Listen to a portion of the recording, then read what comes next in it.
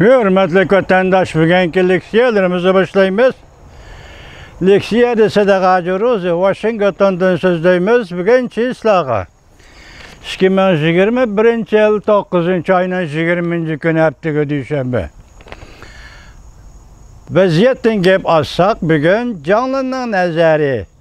Tor film kanalada dedi ki Azerbaycan'da Xinda şirketinin özgürlüğüne asaslanıp yoki şunun ta'siriga uchrab Şangangda yani Hong Kongda paychak bozori tugashdi. Yoki vaqtliqdi yoki doimliqdi buni demadi, lekin Shangang Hong Kongda paychak bozori tugashdi degan xabarni yetkazdi. Bugünkü vaziyat, hurmatli vatandosh. Endi sizlarga so'zlaydigan leksiyalar mavzular tuvandikidir. Tayvanga qurolli hujum qilish Cumhuriyet Kompartiya siyosiy hokimiyatining eng oxirgi dod kishidir.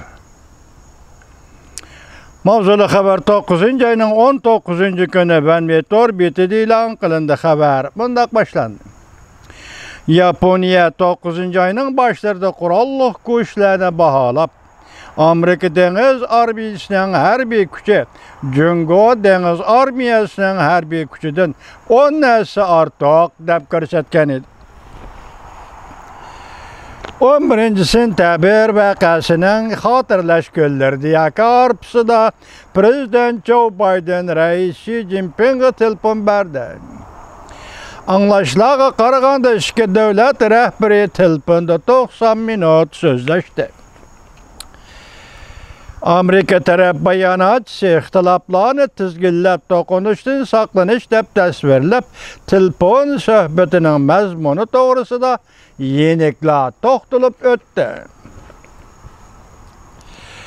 Jungo tashviqoti bo'lsa, fursatga erishgandek cho'ng so'zlab mundoq dedi. Amerika qo'rqdi. Jungo bilan tez yarashmoqchi bo'ldi dedi. Telefon suhbatiga faqat ko'rurmanlar o'zlari hukm qilishga majbur bo'ldi. Prezident Joe Biden Rais Xi Jinping bilan telefonda so'zlashishdan bir hafta burun Jungoning harbiy parxodi Senkaku taqim orollari atrofida Yaponiyaning harbiy parxodiga berib so'qildi. Jungo Kompartiyasining Sharqi dengiz Tayvan bo'g'ozi, Janubiy dengiz yuzidagi harbiy harakatlari ko'payishga boshladi. Amerika, Yaponiya, Avstraliya, Hindiston qatorliq davlatlar haqiqatan urush besimi his qilishga boshladi.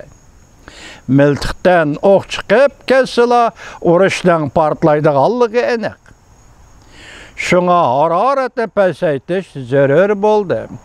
Mesele şu yerdeki Amerika-Jungo münasebetinin yamanlaşıp gitişi muqarrardır. Hazır fakat Amerika-Jungo münasebeti yamanlaşıp gitişten sür'etila eşip kaldı. Jungo münasebeti, Amerika-Jungo münasebeti yamanlaştı. Hazır fakatla sür'at. Tez buluş gerek mi veya ki aslı buluş gerek mi degen süratla meselesi eşip kaldıydı. Ondan kalsa telefon söhbetinden keyin Amerika 301. maddeni Jungo'nun aldığı koydu.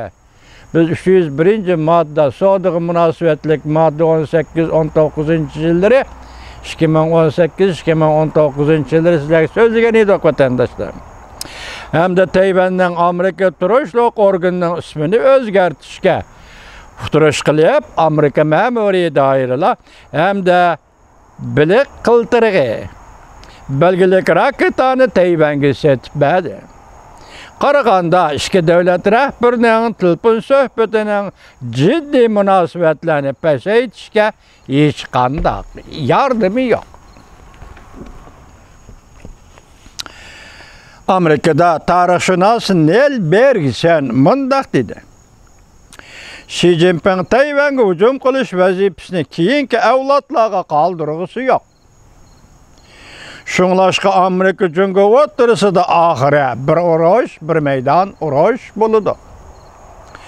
Amerika bilen Cüngö oturusida uruş, partlaş bu fakat vaqt meselesidir.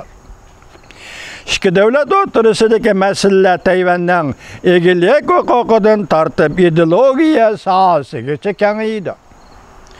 Cüngö zo'ravonlikning cheksiz kengayishi singib kirish faoliyatlari Amerikaning g'azabini keltirdi.